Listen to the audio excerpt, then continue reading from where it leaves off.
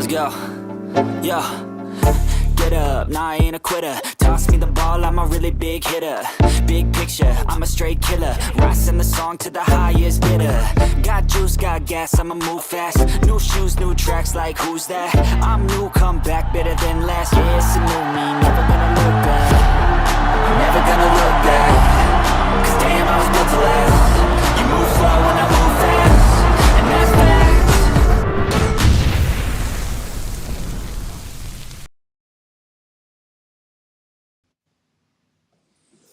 What's going on, everybody? What's going on? It is Friday Eve, better known as Happy Thursday as far as the bishop is concerned.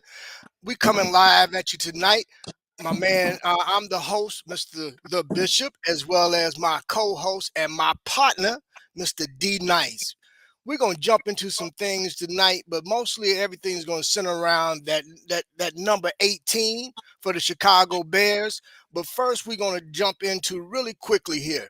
As we all know, for the last couple weeks, there's been some chatter regarding some information that was shared on ESPN. One of their writers has a book that's coming out. And per this book, he chose to share some information that apparently Caleb and his father wanted to explore their options as to whether or not they really wanted to be drafted by the Bears. Because, you know, as they have said for so very long, whether it's the media or just fans, have said that quarterbacks come to Chicago to die. So with that being said, you know, as a number one prospect in the upcoming in that particular upcoming draft, Caleb wanted to explore his options, but more importantly, it was a concern of his as well as his dad and his camp. I can't fault them myself, to be honest with you, because if it's my future and if I'm projected to be the absolute number one pick, I want to make sure that I'm going someplace where my career is going to be able to take off, that I can be the centerpiece of that team, but more importantly, they have the infrastructure in in place to surround me with all the necessary tools as a quarterback to be successful. So with that being said, there was a lot of chatter as to the fact that Caleb was trying to circumvent the draft process and not necessarily be drafted by the Bears or not even come to the league at all and maybe even go to the UFL for a year or two and then enter back into the NFL. But for me, and this is just my take on it, one, I'm very proud at the way Caleb handled the situation when he stepped to the podium yesterday. He stepped to the podium with confidence, and he stepped to the podium like a number one draft pick. He basically shut a lot of the things down, but he also did share the fact that, yeah, we explored our options. There's nothing wrong with that. Any of us, whether it's myself, whether it's D Nice, whether it's all of you guys that's in the chatters watch or who's currently watching us. And by the way, for those of you all watching us, thank you very much for chiming in with us tonight. Do us the kind favor, please. Can you please smash that like button, share the content, but more importantly, make sure you subscribe if this is your first time visiting with us tonight. But back to what I was saying. The way Caleb handled it, I got to tip my hat to the young man, because there's been a lot of heat coming off of different podcasts, a lot of heat coming off of the national media with regard to all of this. Supposedly, I'm not even gonna say he admitted that, yeah, the conversations were had, so it's nothing supposedly to it. He admitted the conversations were had. Um, but again, any of us would explore our options when it comes to any job, whether it's you being a professional athlete, a physician, an attorney, an engineer, whatever it may be, you're going to explore your options to make sure that that option is the best fit for you. And why would he be any different? Especially when teams, well, many of you may not know, when you're drafted by a team now owns the rights to you. So it's not like you can just decide, okay, you know what? Now I don't like it here. I'm gonna go over here and play over here. That's not the case in professional sports. So he wanted to definitely explore his options and take on some visits, which again, that's what you're supposed to do in the draft process. Go on visits. Now we don't know exactly how many visits Caleb went on. He just shared that he went on a visit to the Minnesota Vikings, and he gave them, and he said he didn't lie. He said it was a good experience. He said they got a good coach, good coaching staff, good culture, you know, to the point where it actually could have taken some consideration. However, is when he visited the Chicago Bears and spent time with Ryan Poles and then Matt Eberflus and the staff, he felt that at that point in time, you know what? I hear what all the hoopla's been about in terms of quarterbacks coming to Chicago to die, but why can't I be that one that can come in and turn everything around? So after his visit with the Chicago Bears, he went home, sat down with his dad in his camp, and had the conversation about the options. Hey, I liked Minnesota, but I really like what the Chicago Bears was talking about and what how they view the future for the organization and how he fits into that future. And once he sat down and really thought about it himself, after sharing it with his camp, he decided, you know what? That's where I want to go. I want to go to Chicago. Now, there was a member of the media yesterday that asked a question, and I wasn't really thrilled of the question or how he framed the question. Let me put it like that. And I felt that that was kind of out of bounds for anybody in the media. And I'm not a media person, but for him to ask the question with regard to whether his and again, please forgive me if I misquoted, but it was something to the nature about, does his dad talk too much, or is he able to basically quiet his dad, or whatever the case is? And Caleb honestly said, you know what? Yeah, sometimes my dad can be a little over the top with things. My dad's headstrong. But he's a dad, and that's what most dads that are involved in their kids' lives are there to guide them, are there to ask questions. We may not, and as the kid or the young adult, you may not always like the questions that's being asked of you, but that's the parent's job. And dad was doing his job. And I Mhm. can't fault his dad for that either. But Caleb said, hey, he got to a point where I had to kind of time out, and I'm gonna use the word time out. He timed out his dad. Said, hey, I got this. I feel I can handle it. That's where we going, man. I done made up my mind. We're going to Chicago. Once he made that decision, dad was cool because ultimately, in the end, it's Caleb's his professional career, not his dad. His dad not going to go under center. His dad's not going to throw one single pass. You know, so to tie all this up in a bow, because I don't want to spend a lot of time on it. Because as far as I'm concerned, it's old news. I had already kind of felt that that was the situation anyway. Why he didn't release his um his medicals and everything, he wasn't quite sure. And the Bears had to do some things to win him over, and rightfully so, with his type of talent. So with that being said, I'm gonna say this, and I'm gonna be done with it. Caleb Williams, once again, welcome to the Chicago Bears, number 18. This second year in your career is going to be that staple year for you. You're going to be able to do what you came here to do, which is be the face of this franchise. Now it's up to you at this point, because the franchise has given you this coming season everything necessary to be successful. But after following your career and seeing the things that you've accomplished, I have no doubt that you will indeed show everybody why you were that number one pick. So congratulations on the way you handled the media yesterday. You handled it like a man. You handled it like a number one draft pick. And from somebody from Chi-Town, you handled it like a G, my man.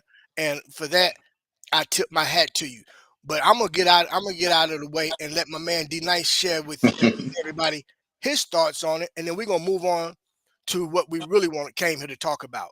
Go ahead, D Nice. Yeah, man. I want to start out at the beginning. When you first as a kid and you first get into sports, your parents are your first form of representation. Okay, when they get ready to sign you up to a team, they're acting as your agent. You know what I mean? Yeah. So in this process, Caleb's dad was just doing what he's been doing all Caleb's life. When Caleb, because I believe Caleb started out as a running back. I, Yes. I think I think he Yes, he did. started out as a running back. He did. When Caleb made up his mind that he wanted to be a quarterback, his dad put him in every position to be successful with being a quarterback. That came from his regimen at home, transferring his regiment to the gym, Hmm. which transfers to a regiment on the grass. Hmm. Caleb's dad was responsible for putting all that in place. Okay. So again, this is another form of dad acting as his agent. Dad is his first agent. So, on top of being dad, so through this process, he's going up levels, as far as a competition, and he's gaining accolades every step of the way. So he's showing that dad knows what he's doing. Dad knows what he's talking about because this is how dads feel. You know, Yeah. when it came to Caleb wanting to leave Oklahoma to follow Lincoln Riley, Caleb went to dad first. You know, even going to Oklahoma, Caleb went to dad. So going to the Bears now, I think he more than choosing the Bears, I think he just felt it was a foregone conclusion because the Bears picked first, and the Bears were dead red on picking him because they didn't talk to Jaden Daniels or any other quarterback. Which if we want to really get deep in detail in it, that could be another reason why there was some type of trepidation of Caleb's dad of Caleb coming to the Bears outside of the narrative. Okay, so the Bears were inevitable when it come down to Caleb. Dad was trying to find a way out because Caleb expressed the fact that he loved the motion in Minnesota. Yeah. He Yeah. loved Kevin O'Connell as a coach. He loved the idea of playing for a guy like that. The idea of having receivers, Justin Jefferson, and his former receiver out of USC, the year he won the Heisman, was also in Minnesota, who's blossomed into their number two receiver. Right.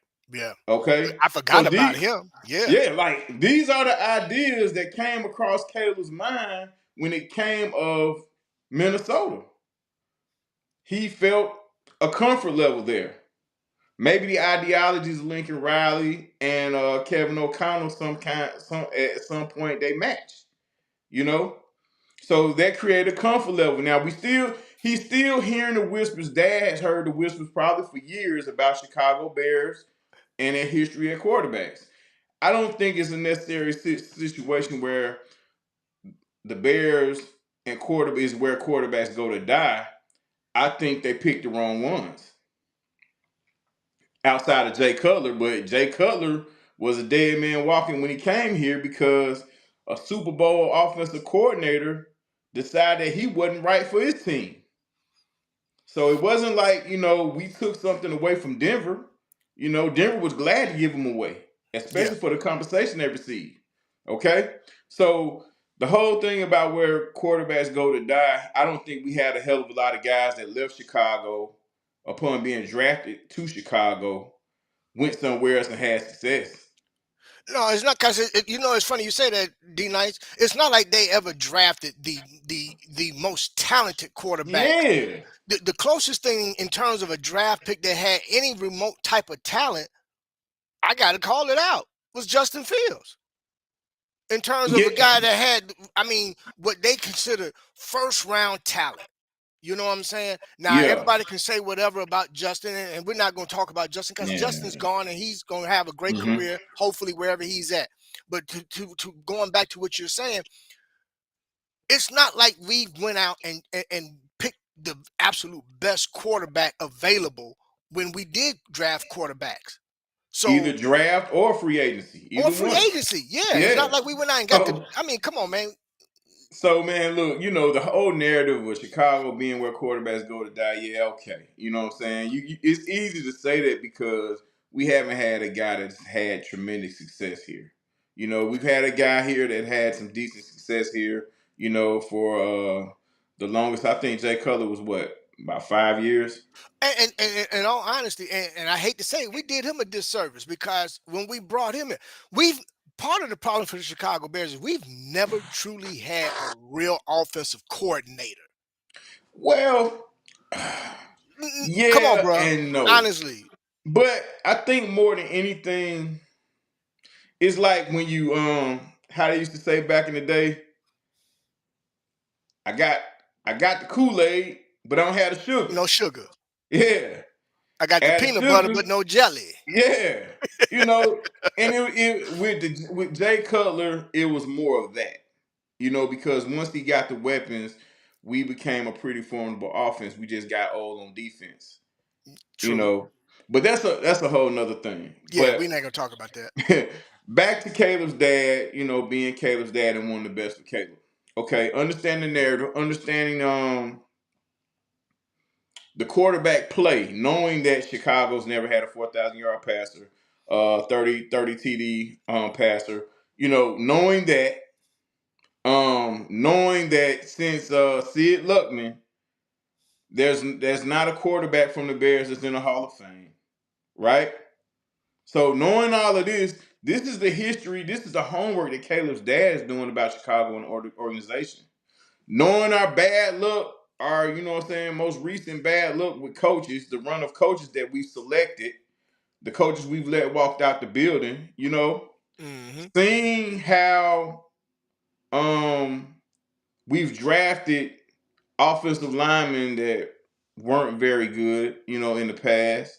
It's just a lot of things that over the last maybe 8 years, the Bears haven't helped themselves with. Okay? So this is the thing that Caleb's dad's seeing. And he doesn't want this situation for his son because he's also getting whispers from other people saying, hey, you don't want to go to Chicago. Hey, you don't want to go to Chicago for whatever reason, So these are the things that play on a guy like, Mr. Williams, because he's not a player, but he's a damn good representative for his son. Yeah, Because this is how his son got here. yeah, yeah, You know? So, okay. And like I said, loving Minnesota is one thing, but understand that the Bears got the number one pick, and it's not very likely that they're trying to come up off of it because the Bears haven't done any due diligence with any other QB. Caleb Williams, excuse me, but Caleb Williams could have had a tragic injury the night before. The Bears were not prepared. They didn't have a plan B at quarterback. no. Caleb was playing. Caleb was one and It done. was Caleb or bust, baby. Right. So and you can understand why Caleb dad felt the way he felt, and we all seen the reasons why there was some hesitation in wanting to come here. Just look how the season played out. Yeah, he was right to have some trepidation, man. He was Right. right to have some Listen, trepidation. this it's a part of it. It's a Yeah, part of it. it's So a process, man. yeah, but what I don't like is trying to force a guy to address something that happened number one a year later. You know what I mean? Well, this the thing, man. What I didn't like about it, D Nice, was the timing of everything. And, Right. and and this is the problem that I have with the national media when it comes to all Chicago teams, not just the Bears, but seems to be all Chicago sports teams, but especially the Chicago Bears. No matter what they do, and this has been a good offseason for the Chicago Bears, you're gonna find a way to poo-poo on what they do. I don't care what they do. They the national like the national media tell it, the Chicago Bears can never do anything right, bro. Anything. So with that being said, bringing Caleb in many of them eyes wasn't a good thing to do, you know. Mm-hmm. But at the same time, the quarterback that they had in the building before they traded him, they didn't want him here either. You can't make it never seems to be able to make anybody happy. But I just felt that the timing of the information that got leaked, not only so that old boy could sell his book, because that's what Mm-hmm. it was all about. Because Yeah. it wasn't his book isn't just about Caleb. Right. It's got other chapters about other players. But I found it interesting that you decided to drop that little tidbit with that particular person's name in it to help sell your book. Why? Because now, if nothing else, Chicago fans going to buy the book because they want to know, well, what did Caleb really think? What was really the conversation? Now he finna sell a bunch of books, and the book might not even. I'm not gonna say that the books won't be worthy of purchasing. I just didn't like how he handled it, and the fact that he works for ESPN, Mm. and they really seem to be quite biased when it comes to the Bears, and they don't care for Chicago teams. No Chicago team can do anything good according to ESPN since Michael Jordan left the Chicago Bulls. You know what I'm saying? So and let and let's be honest, man. Let's be honest. The Bears, based he off deserves of some of it. based off based off of the expectations of last season and the way that played out, coming into this season, winning the offseason again. Caleb Williams and the Bears are an easy mark for now. Because if the season would have went different and he had a Jaden Daniels type of year, he wouldn't even put that in his book. No, he'd have put it in his book. He just wouldn't have leaked that little information out.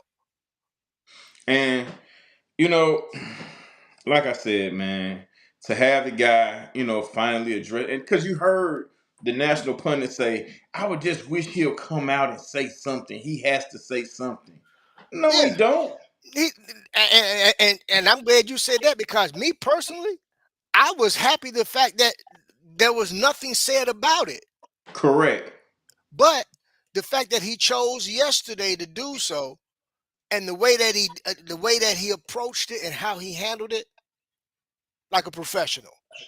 And throughout the season last year, when the games weren't going in his favor, he was being sacked all these times. He stood up in front of the microphone after every game and stood up in there and answered all the hard questions and took the criticism. And Yes, he did. they tried to bait him into throwing players under the bus and things of that nature, throwing coaches under the bus and stuff like that. But he never went for it.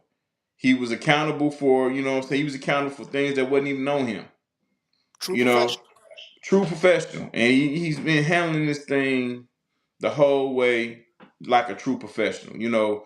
Like I've heard people call him cowardly and, just use other words to describe this guy. And then turn around and say, well, coming into the season, the pressure's all on him. Come on, man. Come on, man. There's no pressure. Like to me, I can't speak for everyone else, but for me, there's no pressure on Caleb Williams. There's Nah, no man. pressure on Caleb Williams. Nah. It's it's the thing where these guys as a unit, at Chicago Bears as a team, has to get this thing right. Because it's real simple. The guy can have a great individual season and the Bears can still suck. There you go. So, to put all of this on him and to create these narratives, to try to influence people. Because what a lot of this BS does, it influences people who don't really follow. And No, then they don't do anything but regurgitate the BS, and all of a sudden it's running rampant. you know what, man? We gon' let's just cut it here, bro, because we can go on with this. And to be quite honest, it's not it really hasn't been worth the 25 minutes that we didn't shared on it, brother. I mean, So we but we had had to address it. We had to we've been it address it. out, yeah, We had to address it, and we've addressed it. But we're behind 18. No matter what, for we're sure, behind 18. That's our quarterback, and we're for behind sure, 18. Shout out to for sure. everybody in the chat. Tracks, what's going on, man? Thank you so much. Vizzy Joe, who else is out there? Anthropology 2000. Hey, man, I want to thank everybody that Kevin Marshall. I want to thank everybody that if I missed anybody, my apologies. Just want to, thank you guys for chiming in and hanging out with us tonight. But man, look, let's move on, man, because we got some other things that we need to talk about, honestly, bro.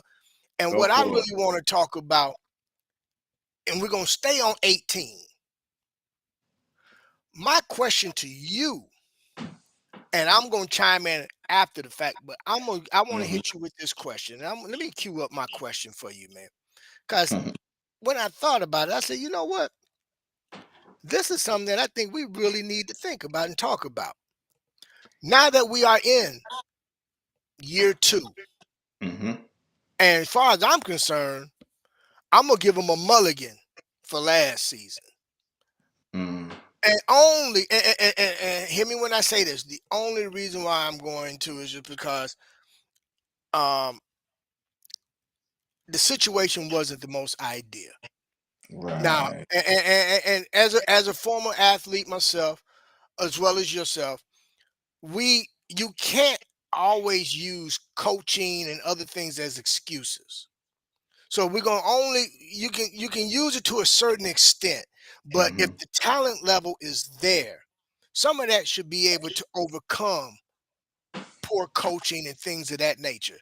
Hmm. But one thing I think you can't overcome is when you have zero culture, you have zero identity, and the fact that everything was in complete disarray. The season started out last season in disarray. You lose your D coordinator, and then 5 games into the season, you lose your offensive coordinator, and the rest is all history. And we all know what that turned out to be.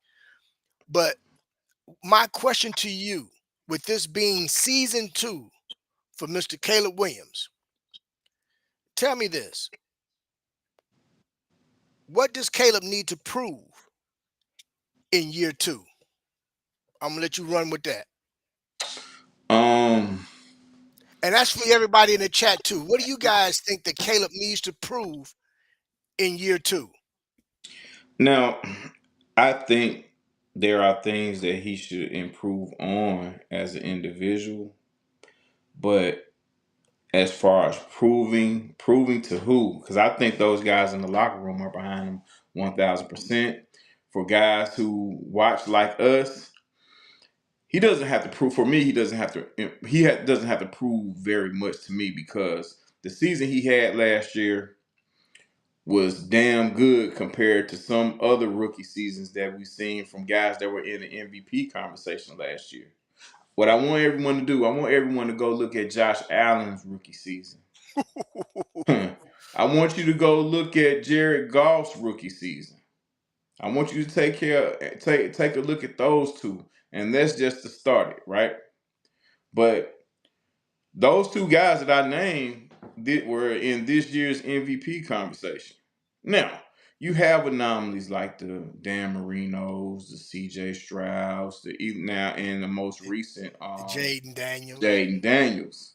You know, but it doesn't happen like that for everybody. No, it doesn't. And your Hall of Fame status is not determined off of one season as a rookie. I can go out on a limb and say Caleb had a better rookie season than Peyton Manning as well. And you guys ever heard of him? But moving on, as far as him having to prove anything, I just, I what I want, what I would like him to do is remain a professional and just improve on the things that he has to individually, as far as more accuracy on the deep ball, the footwork, the command of the huddle, things that every quarterback should improve on a year by year basis. You Hmm. know, um, because if he does that, then he's better. He's a better quarterback, Yeah. than last year, and the numbers will reflect that. But he also needs guys to hold on to the football. Yep. He needs the guys up front to give him a couple of more seconds without him, creating the freedom on his own. He needs the running backs. He needs the running game as a whole to be more effective, which helps in play action and opens up the field where he has wider passing lanes to get guys the ball. The Bears have done their job in giving him more explosive players on the outside. Zacchaeus, Luther Burton, Loveland. So, if he does the things that he needs to do individually, it'll translate on the field. And I can only hope and pray that it translates to wins, enough wins to get us in the playoff race. I have to agree with you. Now, as I asked you, my question was, what does he have to prove? I completely agree with you. He doesn't need to prove anything to anybody. If he needs to prove to anybody anything, is prove it to himself why he was the number one pick. Outside of that, all he needs to do is improve on different aspects of his game. His own coaching staff has already told him, given him a few things that they want to see him improve upon. Body language being one. Mm-hmm. We talked about this during the season last year. Yeah. Hey man, he got to tighten up that body language some. And I get it. You getting the snot beat out of you, but at the same time, you don't want the opposing team to sit up and say, "Oh yeah, he shook. We got him now." You know what I'm saying? Um, Improve on his deep ball accuracy. Just show that you got that deep ball accuracy and that you're on point with that. Um, Show that you can make the passes over the middle of the field. Improve on being under center. Improve on your cadence. Improve on breaking the huddle. Different things, and these are all. And in all honesty, he's in the best possible position he could be in because he's with his new head coach, who he wanted.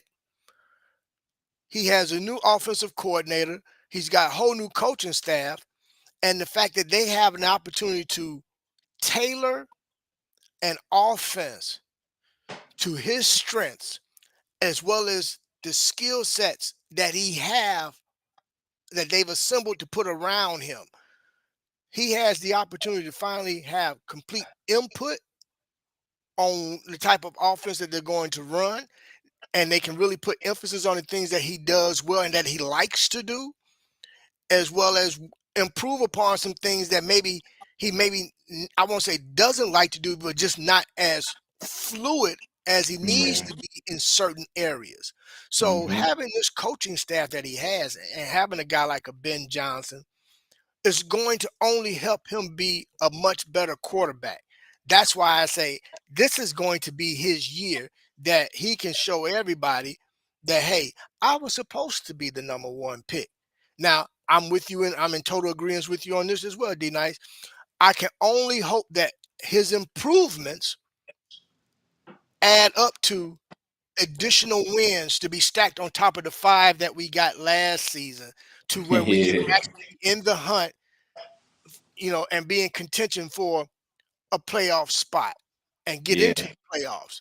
If he does that, as far as I'm concerned, it's a successful season. I'm not asking for the Bears or Caleb Williams to win a Super Bowl this coming season. I do want to see improvement from last year, and as we all should want to see improvement from last Yeah. year, because there was 3 games, maybe 4, that had our defense did what they were supposed to do, we'd have had a better record And going back to what you were saying in terms of other rookie quarterbacks, let's be honest, his numbers weren't atrocious. Right.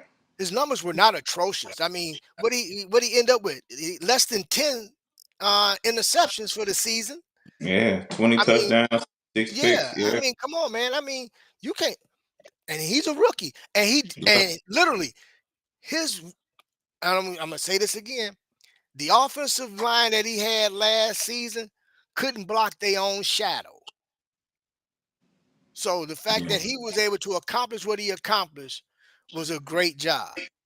You know, And I think the word that we're really looking for in totality, I think the word consistency is the word that we um are kind of searching for when we talk about um his improvement, because the yeah, numbers show that he was he all can right get the job sometimes. done. Yeah, Yeah, you the know what I numbers show he mean? can get the job done, but like you said, the consistency has to be there. Yeah. Each game was up Game and after down. game after, Hmm. and this is the thing about being in the NFL, any sport, but especially in football, it's a roller coaster. Yeah. It's a roller coaster. You know, you're gonna have a game or two or three that you're not your best.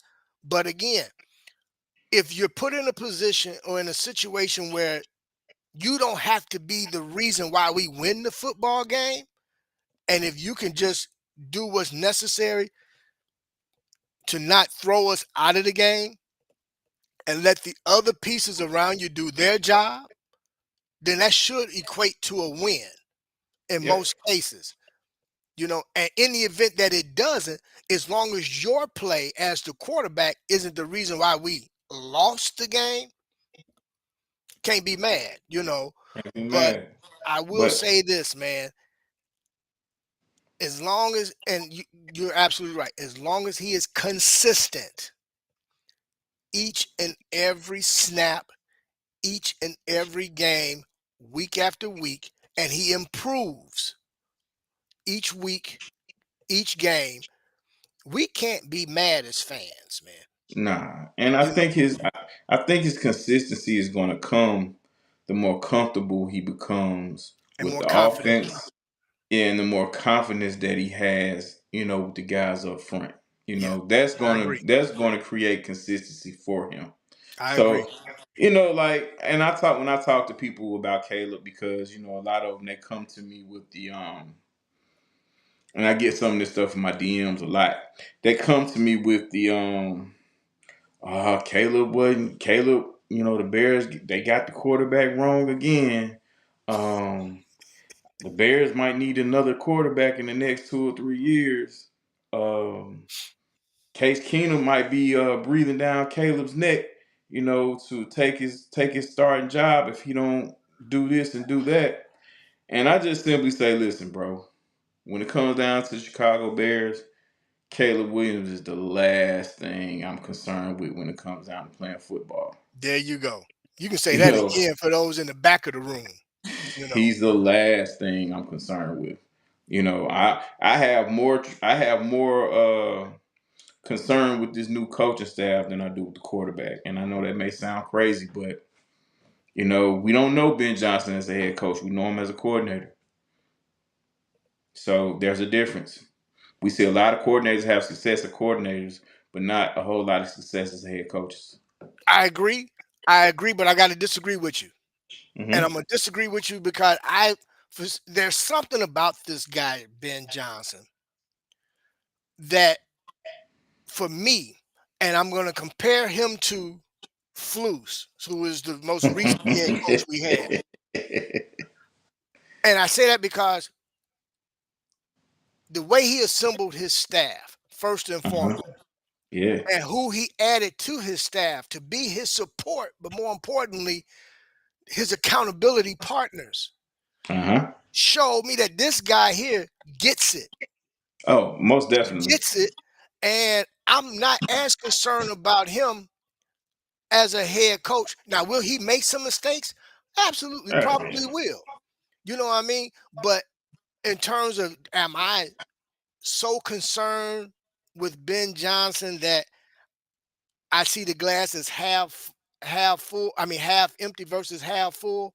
No, Oh I no, see the glass as half full, and I'm gonna be honest, man.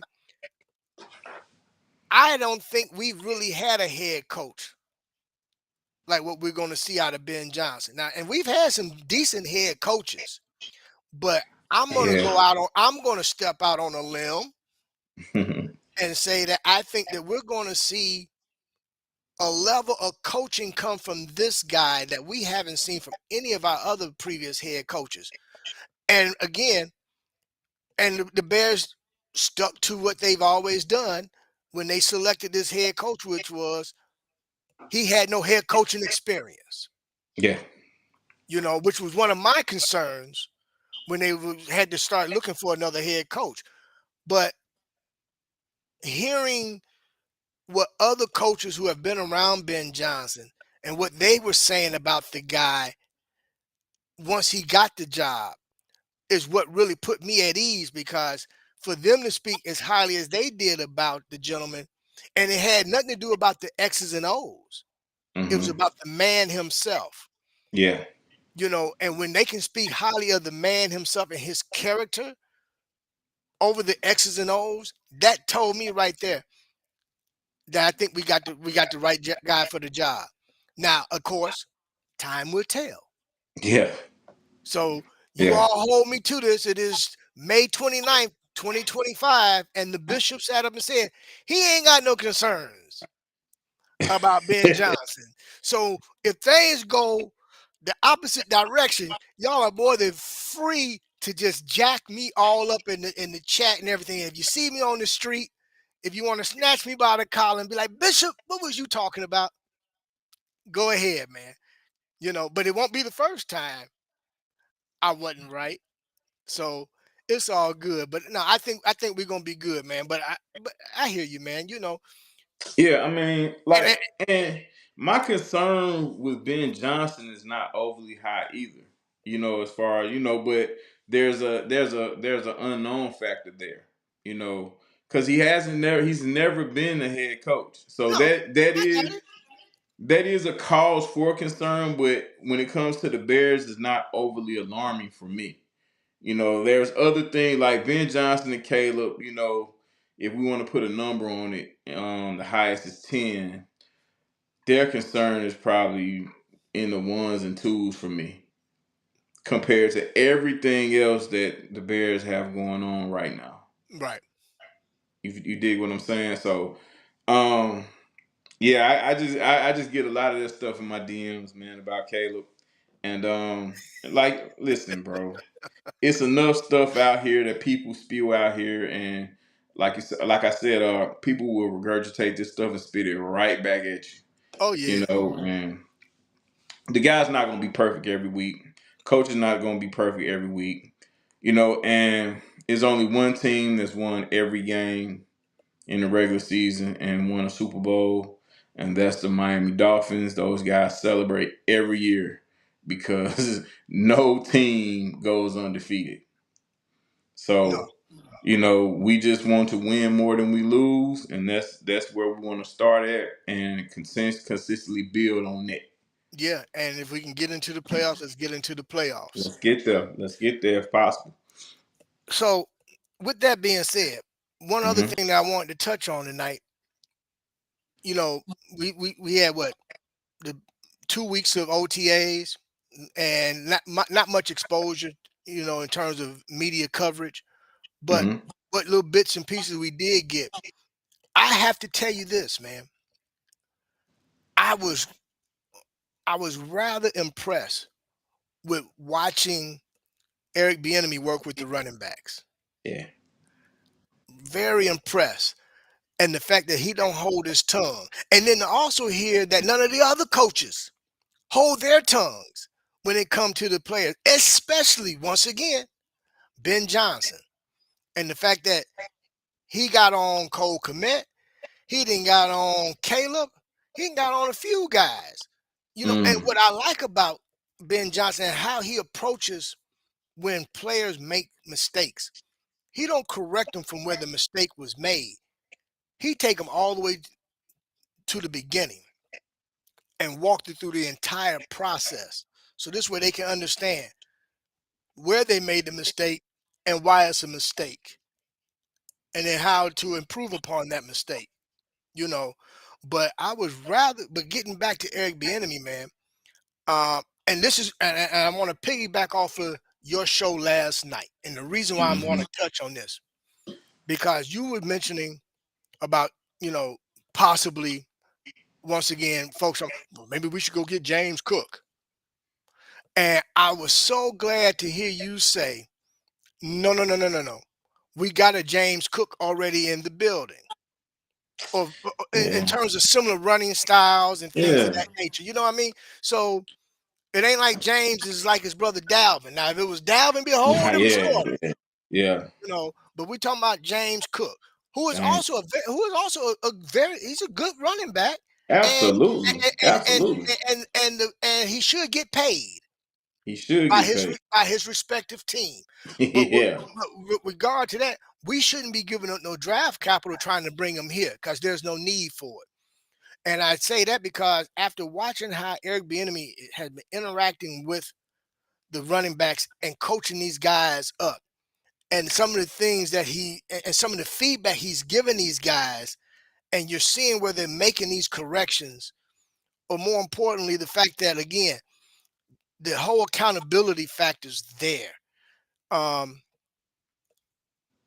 I wanted to just say, man, I'm 100% on board with you. I really believe that with this new offensive line and with the schemes that I think that they're going to run with regard to how they're assembling this team, if this line is worth its salt, and they can create the lanes for our running backs, there's no reason why.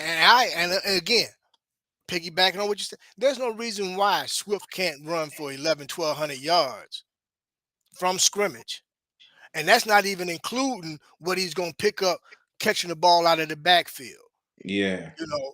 And Eric Bieniemy is going to be a big part of that because he's holding these guys accountable. And even Swift said it yesterday. He was quoted as saying, he said, it's a lot different when you got a coach who's asking you to do what he's done Hmm. and is able to walk you through certain things because he's done it and has explained to you why you should be doing it a certain way.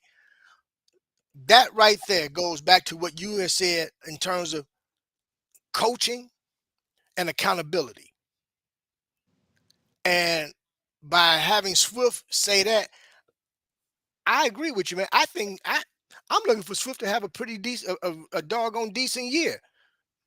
Listen, man. I hope I'm looking for the Bears as a whole to have a very good year running the football. But I want to go back to something that you mentioned before we started talking about when we started talking about the running backs when you spoke about the hard coaching. The most impressive thing about this hard coaching is the players being receptive to it, and you don't hear any negative things coming out about the way they're being coached, the way they're being talked to on the field. Because we all know it's certain guys that you can't reach like that. It's certain guys that you cannot coach that way. They will shut down on you, and you can't get nothing out of them when you coach it that way. Right. But I haven't heard any rumblings. It may come out later, but that guy probably won't be on the team. But it's no rumblings about, oh, I don't like the way these guys are talking to us, anything like that. That's one thing for me. I can really appreciate, because in past regimes you had guys that you couldn't tell them that their shoe was untied before they got attitude and felt a certain type of way. You know what I'm saying?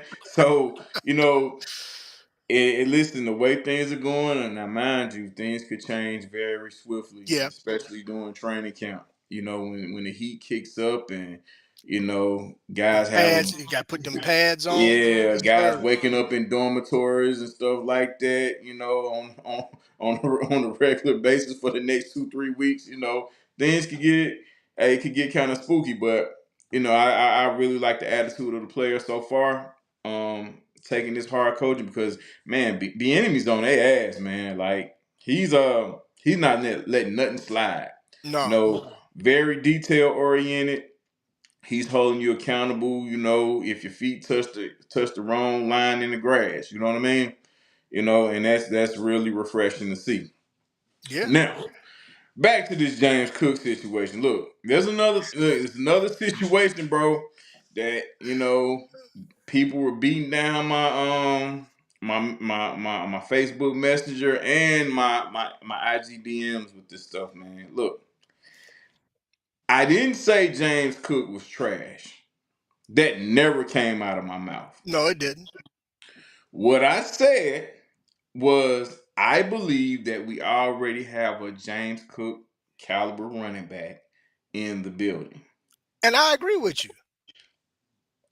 Now, I also said that I didn't think for what we may have to give for James Cook and what from a draft pick In terms perspective of compensation, or money when it comes down because once you bring him in, you got to pay him.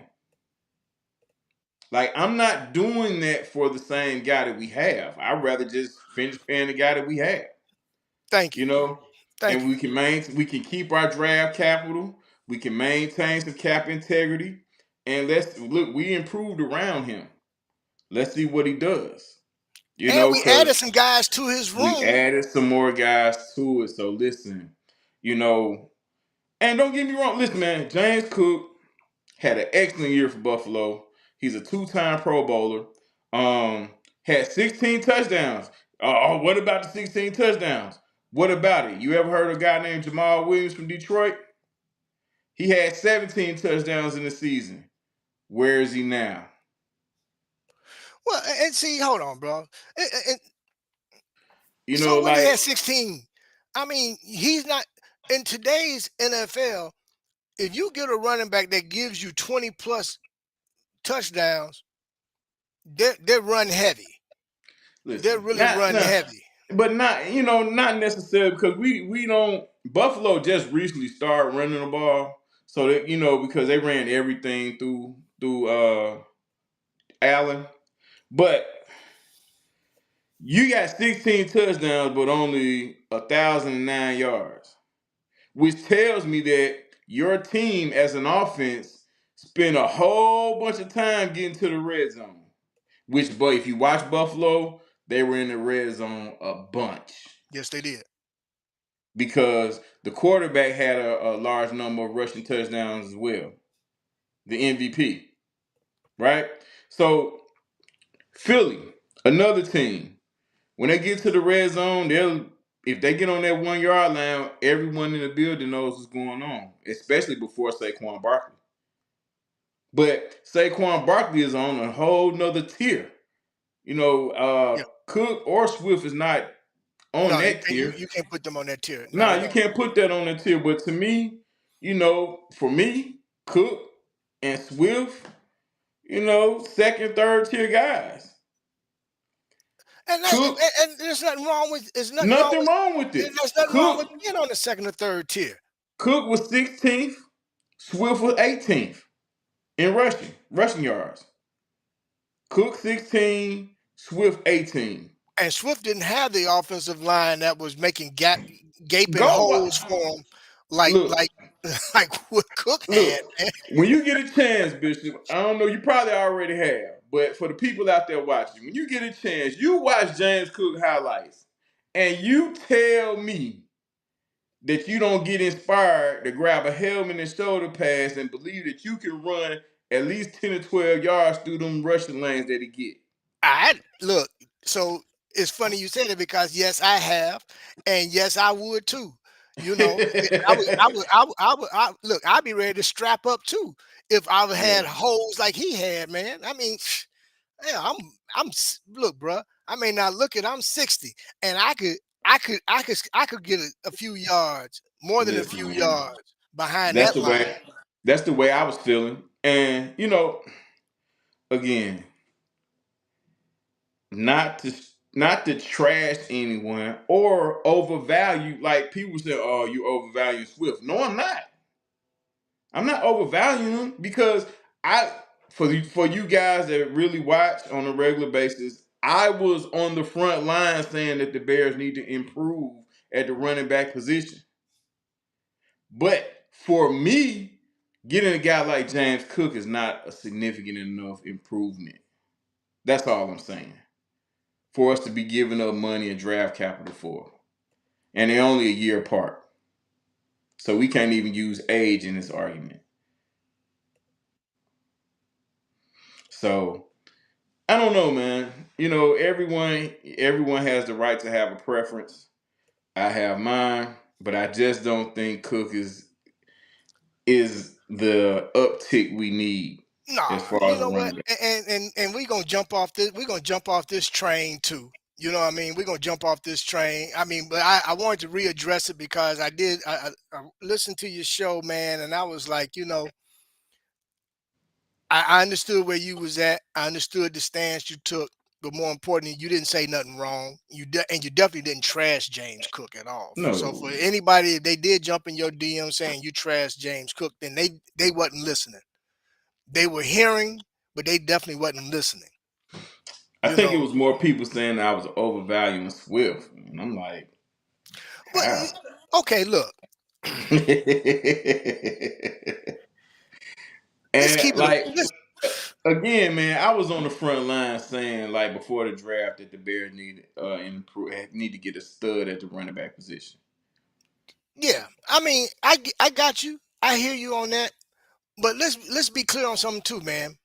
We're talking about a team that has been noted for running backs. But Yeah. if we really take a step back, we can probably name on one hand since Walter that's come into the building and put up some amazing numbers at running back. So once again, though, you Consistently. yeah, Consistently. Like, yeah, let's not but leave once that out. again, we're back at we're back at what we were saying. I think we mentioned this last week. Um, when it comes to Chicago Bear fans, there's two things we want. We want. We can't let the past go. So we want everybody to be like somebody that we had previously. But Ah, more importantly, and I'm not even calling James Cook a designer name. I don't see James Cook as say Birkham or Gucci or Louis. yeah. So I'm not giving up my Michael Kors for another Michael Kors. Right. Now, with that being said, with this current season, we will see what we have in Swift. Yep. But I would tell you this: that running back room has talent in it. We Yes, have yet indeed. to see what Ian Willer can do. Yeah. I'm excited to see what he's going to do. I'm excited to see what Mananga is going to do. And I really like the fact, and speaking of him, I love the fact that, again, going back to Eric Bieniemy, not biting his tongue. Told him, man, you moving like an old man. You know, got you got to find a way to motivate guys. But Yeah. going back to what you were saying too, you got to have guys that's willing to be able to take that type of coaching. Hmm. And it appears that we got those type of guys that can take that type of coaching. From the looks of it. From the looks of it. And if that's the case, that means nothing but great things for this team moving forward. Because if they can take that hard coaching, then that means that they're going to really be able to pay attention to the details. You're not going to see the mental breakdowns and different things that we've seen previously Hmm. in the last two regimes. You know what I'm saying? So, and that's going to go all back. Then that's going to go back to coaching, not just Eric Bieniemy, but the entire coaching staff. Entire You coaching know, staff. especially on Absolutely. the offensive side of the football, where they are right now. implementing and inserting a entirely new offense, new offensive schemes, blocking schemes, and everything. So again, I'm excited, man, about what's going to take place. Um, we got 98 days before before the first game. How many how many weeks less than less than 2 months before training camp kicks off. It's July. Yep. Yeah, It's- so I toward the know end, it's it's like the 24th or 25th of July I is know it's when right. training camp's It's gonna right kick off. after my birthday. It's right after my birthday is on the 21st. So it's That's I think it's like the 24th or 25th is when yeah. training camp's gonna kick off, man. So Yep. I can't, man. Look, I can't wait, man. Honestly, I'm more excited about the coaching staff than I am about the players. You Listen, know, I'm loving this process. I can bask in the process for as long as it takes for the season to come. I just like the development of the way this thing is going. I'm talking about through instruction, through guys, the young guys coming together and trying to become leaders. It's just a lot of things that maybe the camera work wasn't that deep didn't get that deep last year. Maybe the media didn't get in that deep last year for us to see things of this nature coming from the younger guys that just got here. But you know, it's a vast difference, yeah, and I'm loving the process. I'm not gonna lie to you. I yeah, I'm just with hope, you, man.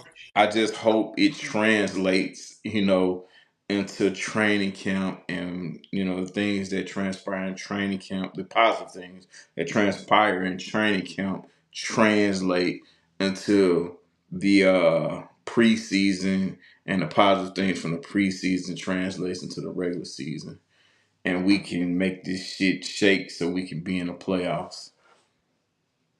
I I'm just with really you. hope we get there, bro. I'm with you. And you see, we got tracks chiming in talking about Swift's on the third team for a reason. I don't necessarily agree with that. Nah, that I, means I nothing. don't. I don't necessarily agree with that. But with that being said, let me see. Vegas, they got a quarterback that's been on, if not as many teams as Swift's been on, and you hear high things about that gentleman. Hmm. At one point, folks were even talking about, well, maybe he need to be under center here. So come on now. So we're not gonna do that. You know what I mean? I just think, man, that we get our mind set on certain things, and we tend to think that we got to make these changes versus seeing what we really have in the building. Now, True. if for whatever reason he doesn't give us the production necessary, then he'll be on Yeah. his fourth team after this year Hell yeah. or out of the Cause, league completely. Cause I don't think Cook is gonna get paid, so he could be on his second team shortly. But I mean, mobility is a part of professional sports nowadays. For whatever reason. But man, look, it's all about production at the end of the day. But one thing I do like about this whole James Cook and the fact that we're talking about it, one thing I can be excited for is that whenever a good player is available, regardless of position, Chicago should always make it be known that they're interested. I think that's something that's very important. Now, if guys that's on the team take that personal, then we know where the problem is. But I think any good player that becomes available, I think Chicago should throw their name in the hat and express interest. And all the other teams do it, man. All the other great teams do it. Yeah, This is the thing that all the other great teams do. You always hear Philly. You always hear Kansas City. You always hear Seattle. Even when they're at their best, you hear Seattle, San Francisco. You hear these great teams interested in good to great players that become available. Green Bay's, the Detroit's, even the guys in our division. You know, it's important that we always show interest to guys, good players that become available, regardless of position. Not saying that we do what it. Not saying that we drop everything and sign those guys, but the fact that we show interest in great players speaks volumes. So coming from this James Cook conversation, though we may not want James Cook on our team, but the fact that the Bears could possibly show interest is cool with me. I'm Yeah. good with that. Oh, I'm not. Yeah, I'm with you on that. I'm not in disagreement on that. And I think I touched on this last week, man. I think another reason I'm super excited, man, about this particular off season and going in these OTAs and heading into training camp is especially these OTAs. When have we ever had 100% attendance of all players in the building? Now, of course, there was a few Mhm. that couldn't participate because of soft tissue injury or Injuries, yeah. whatever. Hmm. But more importantly, the entire team was in the building for OTAs. That process, man. I'm telling you, man. Yeah, Yeah, yeah. I mean, you can't help but get excited about yeah. that because there was no issue regarding you heard nothing about no contracts, no nothing. Everybody's in the building, everybody's ready to get to work, everybody's working hard, and to see the interaction amongst the players, the camaraderie amongst them, and then seeing them interact with the coaching staff and seeing how the camaraderie with the coaching staff. I really believe, man, that we're really on to something. We just got to make sure that we don't get in our own way and get our skis in front of us and get to speaking on things a little too soon. But I'm with you, and I agree with you, D Nice, that I'm enjoying this process and Yeah. and watching this process and watching things come together, Hmm. and how they are including the media and the fans in a way how to kind of help you be kind of part of that process and kind of get a feel for it. Because I got the Bears app on my phone, so I get a chance to catch different things and just catch some of their videos and stuff, man. And to see the things that go on in practice and how they're interacting with one another, man. I I I just I feel good about it, man. I really do. I feel real Man, good about listen, it's a lot easier to bring someone down than to pump them up. You know what I'm saying? it. So when you got, like as fans, we have this sense of excitement, man. You know, and as the players, they have this fire that's lit, and they're excited too. They're excited to compete. They're excited to prove that they belong. You want those guys out there. Yeah. You know what I'm saying? And as fans, because it's a lot easier to bring those guys down to where they need to be than to have to motivate them and pump them up to, what I'm saying, to try to force them to believe something that they don't. And the same thing with fans. Listen, we have every right to be excited. You know what I'm saying? But it's a lot easier for fans to scale the excitement back than Hmm. to kind of, if we're going into this thing, because we had a bad record last year, but we could be a lot worse, man. We could be, some of these lower tier teams that they already know before the season started, they don't have a fucking chance. You know what I'm saying? But and their fan base is like, well, you know, Yeah. at least at least we got the Celtics, you know, and the Cowboy fans, hey, at least the Rockets had a good year. You know what I'm saying? You know, these certain teams that don't have a shot. They don't have nothing to look forward to as far as wins and Well, losses. I'm in Texas. I'm down here in Texas, Well, and no, I'm here to I tell use, you. I'm here to tell you. yeah, You threw them out there, so I'm gonna tell you. yeah, I don't care what going on. Them Cowboys, yeah. They gonna be ready. Yeah, I know, according to the fans, I know. They going to the Super Bowl, bro. Yeah, Cowboys, Steelers, yeah. And I just, I was just talking, just using No, teams and I stuff got like you. that. But, Yeah, but no, listen, we have a lot to be excited about, man. we do. And We I do. encourage fans to stay excited, temper your expectations, but stay excited about the process. I agree, brother. I agree. One last thing, man, before we get out of here, man, and we want to thank everybody that's watching us, everybody that's watching us on YouTube, on Facebook, on X app. Thank you so kindly for chiming in and paying attention to us and giving us your time as well as your feedback. Let's talk about this real quick, man, and we're gonna get up on out of here. Let's do it. So we have a new season approaching. Hmm. What games are you or do you have circled that you can't wait to come up um, to watch? Go ahead. I'll let you finish. That's my question, brother. What games are you excited to see? What games do you have circled on the calendar, brother? Um, it's more than one, Give them but to me. every divisional game, the Commanders game. I say the Eagles game because they are the Super Bowl champions, and Yes. that can be a measuring stick for us. So I think that's very important. Win or lose, that's a very important game. Yeah. And no matter where we at in the standings as well, like I think that's a very important game because we will be matched up, and regardless of record, we could be uh 6-3, 8-3, or whatever when it's time to play them.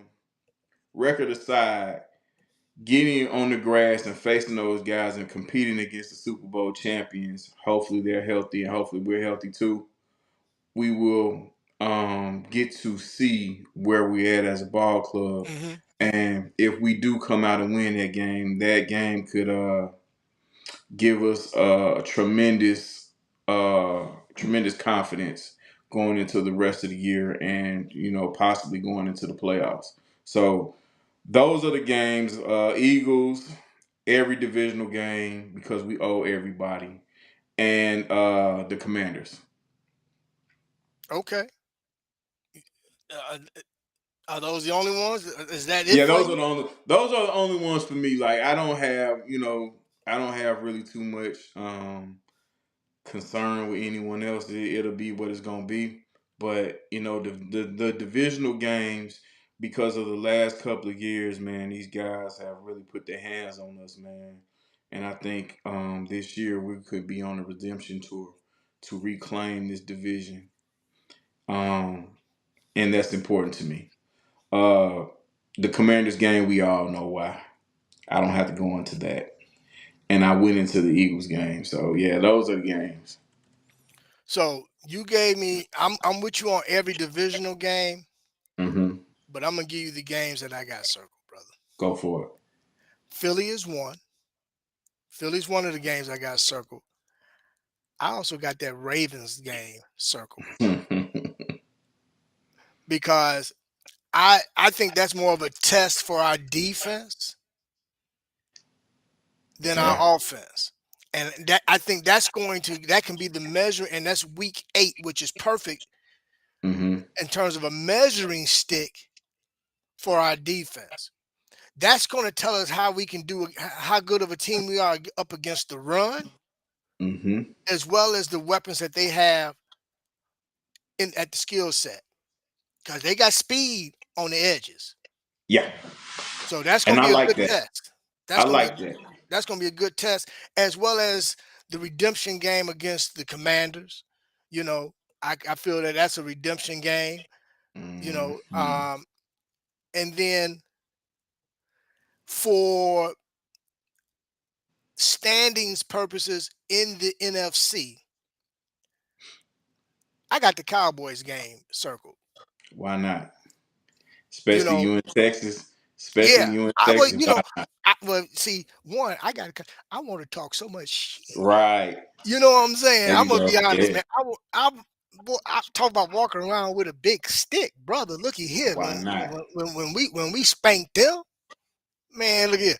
I'm a, I got so many partners, man. I got so many cats down here that I hang out with, man. To see at the cigar lounge and stuff. That's Cowboy fans, and we've been going at it already.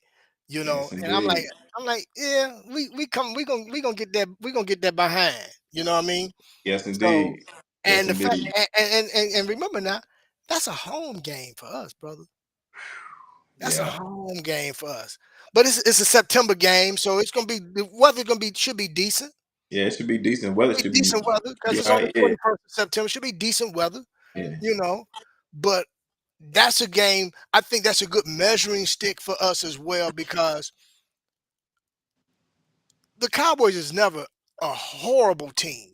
They just yeah, don't perform well in the postseason. Regular yeah, season, they a problem. yeah. They listen, and Dak Prescott has shown in these, especially these last 3 years, that when healthy, he Oh, he can a put it problem. up. He can He a put it up problem. with the best of them. He can put And it up with the best of and them. now now he got two weapons as far as receivers Hmm. as well.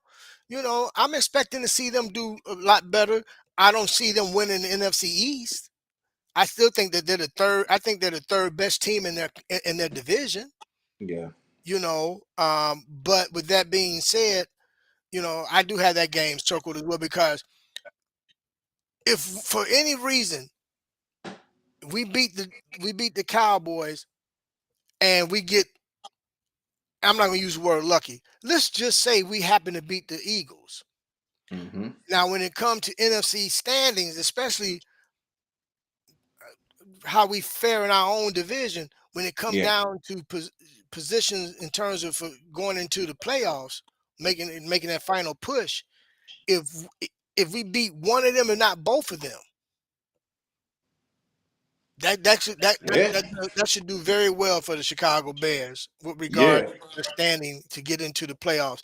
You know that's everything from being a wild card team to a team that could potentially win. You know, come out of their division.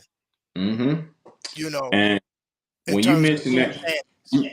you mentioned that Ravens game. I agree with you, man. That's gonna test your mental right there. Your mental is gonna test your mental strength going up against a team that's coming in. You already know how they coming. It's no secret. Yeah, They're going to physically whoop you.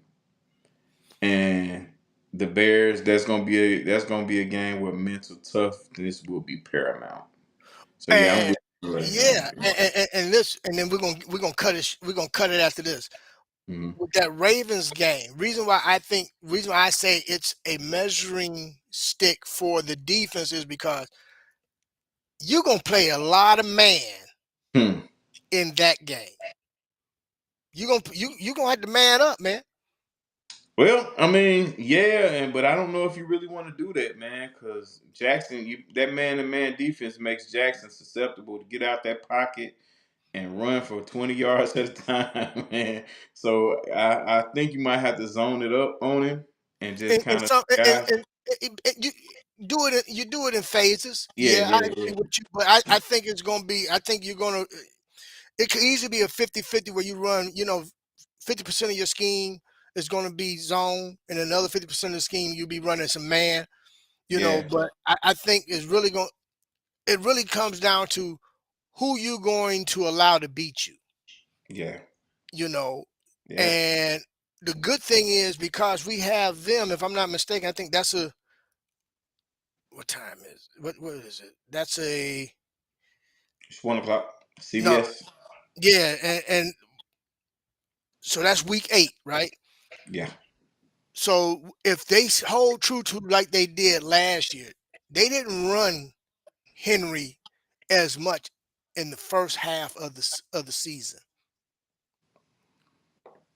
So that may help us a little bit in regards to not having to fare super strong against the run. But again, you still got, like you say, you got to account for Lamar yeah, anyway. but So you have to, what you have to do ultimately.